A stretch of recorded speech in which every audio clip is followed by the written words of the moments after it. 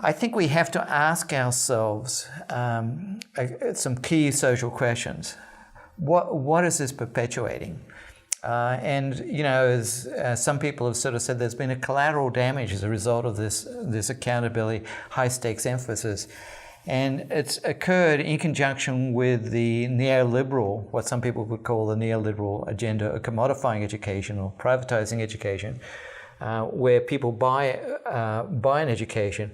So that what you're sort of seeing is, and some people would sort of say this is worthwhile, I question it, a decline in the diversity of students getting into university. And growing inequity certainly is measured in terms of educational opportunity for people.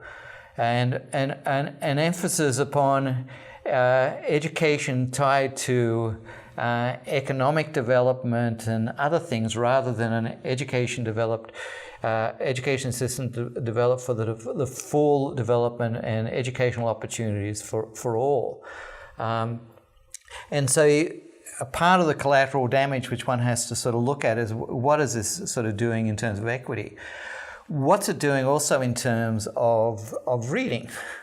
Because if you recall, a heavy focus upon this thing is coming up with a simple model of reading that's measurable, where there's a sort of an aspiration for 1 or 2 scores to summarize a person's reading performance.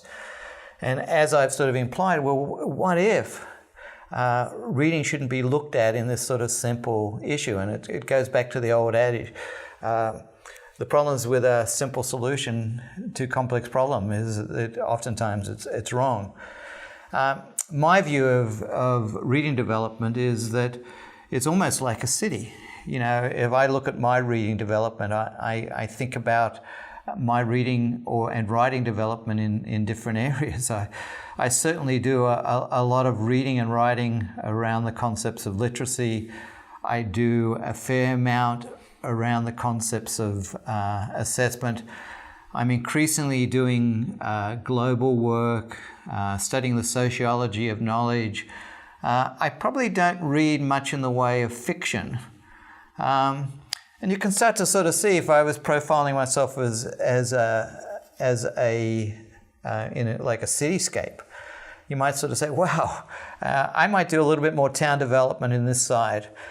You're a little bit too much of a political junkie, and maybe you need to sort of balance it. But you can sort of see that this is sort of tied to who I am and my identity. But you can sort of see that my profile or my cityscape might not match your cityscape, nor could it be simplified in terms of a single score. Yet again, one of the issues around the sort of the desire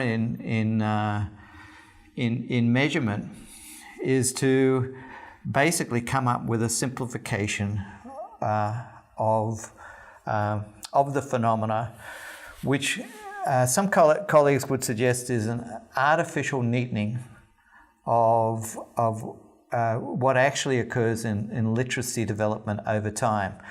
And the artificial neatening is almost sort of conspires to suggest that people's literacy development occurs the same and occurs across time in a fashion which is linear and is appropriately represented by scores, which might shift over time.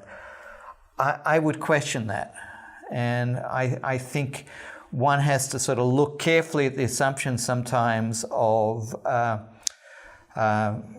test construction, and as I sort of said, the item test correlations.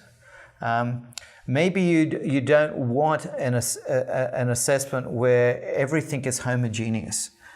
Yet our test construction sometimes is tied to that sort of assumption, and sometimes our reliability quotients, the Kuder-Richardson, is tied to homogeneity where the separate items are correlated to the whole.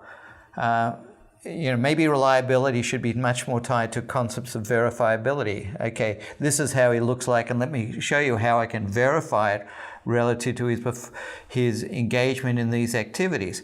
Or let me get another measure of it, and so a sort of, instead of an internal consistency, a sort of a retest concept of reliability may be much, much better as a measure depending upon your phenomenon. I think you've got to be unpacking the phenomenon, the uses and what they're connected to socially, the reliability, and also the validity. And when I think of validity, I think about 3 or 4 concepts that come to mind. One is the face validity or content validity. And so I can, look at a test and sort of say, well, what's this test about? Does this test represent the literacies that I want to actually be looking at? Or does it have questionable face validity? Does it represent the universe of items or a subset of items that I want to have represented? And so what's the face validity of the test? What's the construct validity of it? And predictive validity.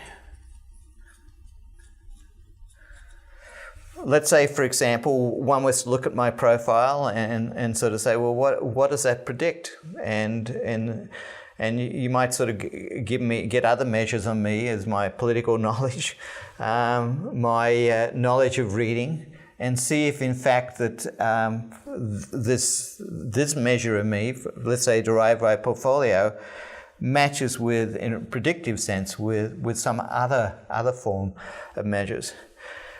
There are 2 other aspects of validity, however, that I would emphasize that I think oftentimes connects with the social and the users, but is an integral part of considering issues of validity. And one is the concept of consequential validity. Testing is an enterprise. Any test has consequences. As I've suggested, you have here these tests, and whether they're good or bad tests, one has to question the consequences. What are the consequences in terms of its impact on schools and teachers and students? And if in fact you sort of look at it relative to empowerment, and how people interpret these, and how people interpret it. What's it leading to? What's it leading to in terms of curriculum? What's it leading to in terms of society? I think too often we sort of think that we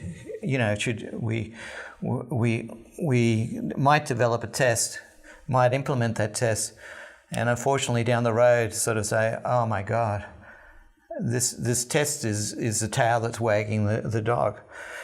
And partially connected with that, there are other forms of validity that I think get into the ethics.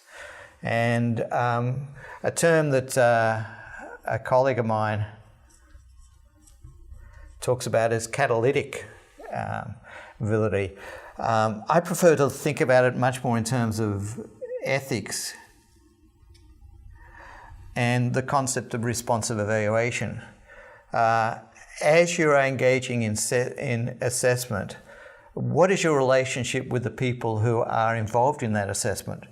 Is it a collaborative, cooperative, ethical approach, or is it is it an approach which sort of lacks this sort of responsive negotiation that should represent the sort of I think the ethics of testing? So, as you look across the tapes, I hope I've given you a sort of a brief, but certainly a quick journey through some of the test development. I think hand in hand with this, I would encourage you to sort of look at some of the tests that I've mentioned and to refer to some of the readings and material that discuss these. There are certainly papers that I would recommend that do a wonderful historic treatment of testing.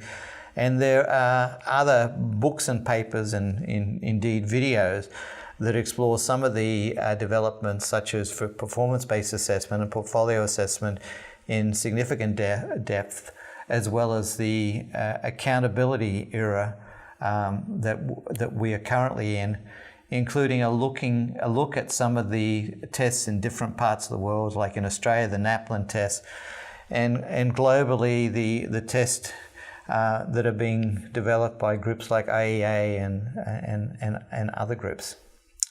Thank you so much.